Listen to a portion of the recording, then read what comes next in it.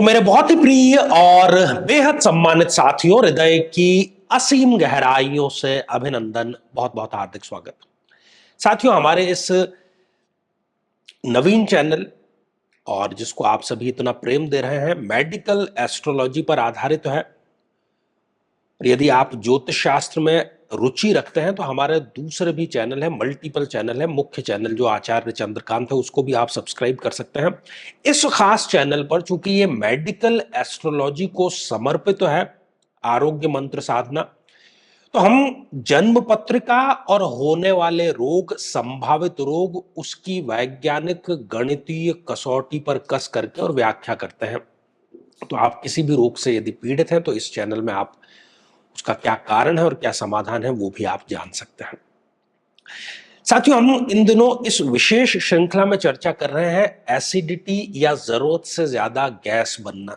अब ये कहने को तो बड़ी सामान्य बीमारी है, लेकिन भविष्य में होने वाला हर एक गंभीर रोग, चाहे वो हार्ट अटैक हो, चाहे वो किडनी फेलियर हो, चाहे वो आंतों का खराब हो जाना हो, चाहे वो कैंसर तक हो, चाहे पक्षाघात हो, उन सब की जड़ कहीं ना कहीं एसिडिटी से ही होती है। जो भोजन आप खाते हैं वो अमाशय में जब सड़ने लगता है, हाइड्रोक्लोरिक एसिड विज्ञान जिसको कहता है, वो अगर जरूरत से ज्यादा बनता है तो फिर ये खट्टी डकारें आना और एक प्रकार का भोजन में विषाक्तता आनी प्रारंभ हो जाती है। तो कुंडली में जब हम इसका विश्लेषण करते हैं, क्योंकि 100% सही है, आप जब ये एपिसोड देख रहे हैं तो मेरा आपसे निवेदन है कि आप अपनी कुंडली अपने सामने खोल करके रखिए और जिन जिन बातों का यहां पर उल्लेख किया जा रहा है आप पाएंगे कि वो 100% सही साबित हो रही है। साथियों, वृषभ लग्न की हम चर्चा कर रहे हैं आज। यदि अभी तक आपने अपने लग्न से संबंधित एपिसोड नहीं देखा है तो यहाँ आई बटन में हमने आपको उसका लिंक प्रोवाइड करा दिया है, जाकर के जरूर देखना चाहिए।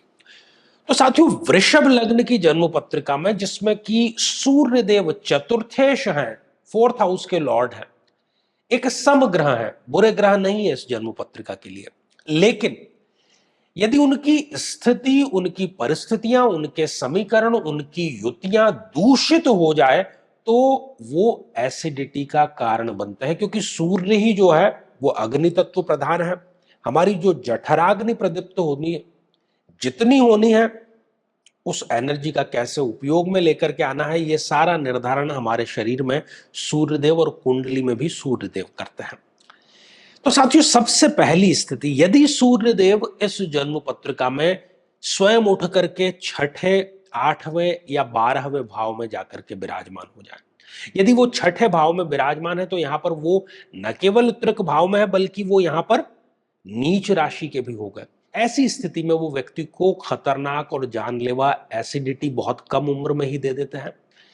व्यक्ति कोई बिजनेस शुरू करता है तो उसमें भी उसको असफलता ही मिलती है और चारों तरफ उसको शत्रुओं का एक डर जो है वो सदैव बना रहता है। वहीं अष्टम भाव में ये मृत्यु तुल्य कष्ट देता है और 12th हाउस में वो खर्चे, असम्मान, आत्मविश्वास में कमी, ये सारी चीजें उनको अवश्य ही दे देता है। साथियों, दूसरी जो स्थिति है वो है कि यदि जन्म पत्रिका में कहीं पर भी सूर्य देव किसी पाप ग्रह के साथ में है, खासतौर पर यदि वो राहु के साथ में युति करके विराजमान है, या वो केतु के साथ में युति करके विराजमान है, या वो शनि के साथ में युति करके विराजमान है, तब भी व्यक्ति को वो एसिडिटी की खतरनाक समस्या देते हैं और भविष्य में वो किसी ना किसी गंभीर रूप में अवश्य आ जाती है। साथियों, जब भी सूर्य देव का राहु, केतु, शनि इनमें से किसी से युति होती है तो उसकी जो संगत है, जिनके साथ में वो उठता बैठता है, बातचीत करता है, अपना समय व्यतीत करता है, वो गलत हो जाती है और उसकी वजह से व्यक्ति जीवन में कुछ बड़े गलत डिसीजन ले लेता है, जिसका आगे चल करके सिवाय पछतावे के उसको और कुछ हासिल नहीं मिलता। साथियों, तीसरी स्थिति में आपको देखना है कि सूर्य देव की डिग्रियां कितनी है। यदि जन्म पत्रिका में सूर्यदेव स्वयं 0 डिग्री के, 0 डिग्री एक नवजात शिशु जैसा है, या 28-29 जैसी अंतिम डिग्रियों के हैं, 28-29 वयोवृद्ध है, जैसे 90 वर्ष का कोई व्यक्ति है या 90 प्लस है, तो चाहे नवजात शिशु हो चाहे वयोवृद्ध व्यक्ति हो, ये दोनों ही अपनी दिनचर्या के लिए किसी और पर डिपेंड हो जाते हैं। तो सूर्य यहां पर बलहीन हो गया, जठर अग्नि को वो प्रदीप्त नहीं कर पाएगा, या तो कब्जी से, अपच से व्यक्ति सदैव पीड़ित ही रहेगा, और ऐसी आगे चल करके जो समस्याएं हैं वो गंभीर रोग का रूप धारण कर लेती हैं।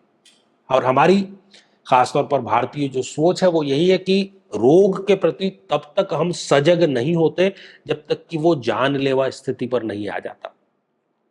साथियों, ऐसी लापरवाही आपको नहीं करनी चाहिए।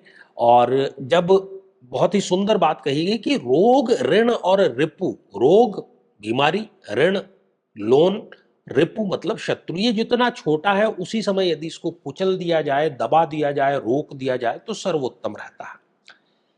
ठीक है, तो अपनी जन्म पत्रिका देख करके आप स्वयं जब इस चीज का अंदाजा लगा सकते हैं तो उसका उपाय भी, क्योंकि जब समस्या जन्म कुंडली में है, क्योंकि स्वस्थ रहते हुए, अच्छा खान पान करते हुए, व्यायाम करते हुए भी व्यक्ति क्यों किसी रोग का शिकार हो जाता है, क्योंकि जन्म कुंडली में उसके योग लिखा हुआ है।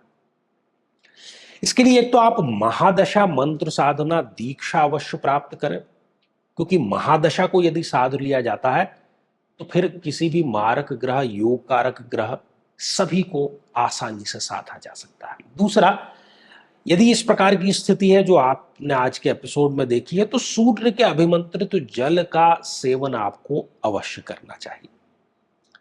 साथियों, ये श्रृंखला जो है ये हमारी आगे भी जारी रहेगी। यदि आप भी चाहते हैं कि आपकी कुंडली का सूक्ष्म विश्लेषण हो, समस्या का समाधान हो, तो आगामी समय में मैं स्वयं इन शहरों में उपस्थित रहूंगा। आप समय लेकर के मिल सकते हैं, या फिर आप टेलीफोनिक या वीडियो कॉल के माध्यम से भी अपनी कुंडली का विश्लेषण करा सकते हैं।